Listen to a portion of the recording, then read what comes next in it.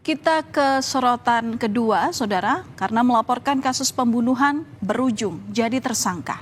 Inilah yang dialami Haryono, seorang supir sewaan. Haryono sebagai saksi kunci dalam insiden polisi tembak supir truk ekspedisi di Palangkaraya. Justru dibui setelah berinisiatif melaporkan oknum polisi dalam kasus pembunuhan kepada pihak kepolisian. Namun Haryono tak menyangka dirinya malah ikut ditetapkan jadi tersangka.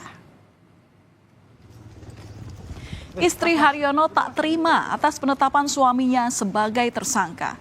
Ia mempertanyakan mengapa sang suami dijadikan tersangka, padahal menurutnya Haryono ini berniat baik membuka kasus penemuan jasad laki-laki berinisial BA di perkebunan kelapa sawit yang ada di Kabupaten Katingan Hilir, Palangkaraya, Kalimantan Tengah pada 6 Desember lalu. Mereka melaporkan kejadian karena kasihan terhadap korban.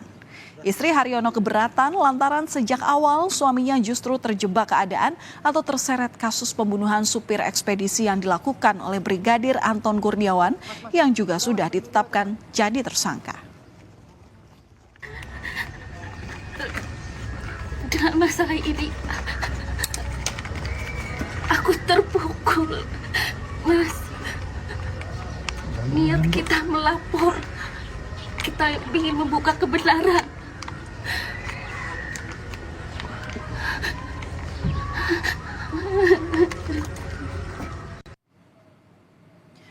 Polisi menjelaskan Haryono ditetapkan menjadi tersangka bersama dengan Brigadir Anton karena punya sejumlah peran atas kasus pembunuhan supir truk ekspedisi.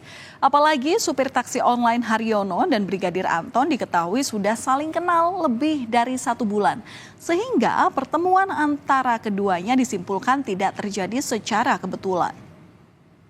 Penyidik menetapkan tersangka atas nama AKS dan H terkait tindak pidana pencurian dengan kekerasan yang mengakibatkan meninggalnya seseorang dengan alat bukti yang telah dikumpulkan oleh penyidik. Polisi menerangkan selain Haryono dan Brigadir Anton sudah saling kenal sejak 1 bulan, polisi juga memaparkan keterlibatan Haryono dalam kasus pembunuhan terhadap supir truk ekspedisi. Di antaranya yakni membantu Brigadir Anton membuang jasad korban hingga sempat menerima uang sebesar 15 juta rupiah dari Brigadir Anton atas hasil penjualan mobil box milik korban yang belakangan diketahui pada akhirnya dikembalikan oleh Haryono kepada Brigadir Anton.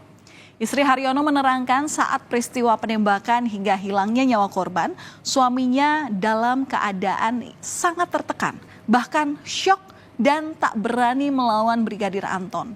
Karena saat kejadian Brigadir Anton marah dan mengancam Haryono. Istri Haryono juga mengklarifikasi kalau hubungan suaminya dengan Brigadir Anton ini hanya sebatas user yang menyewa jasa supir.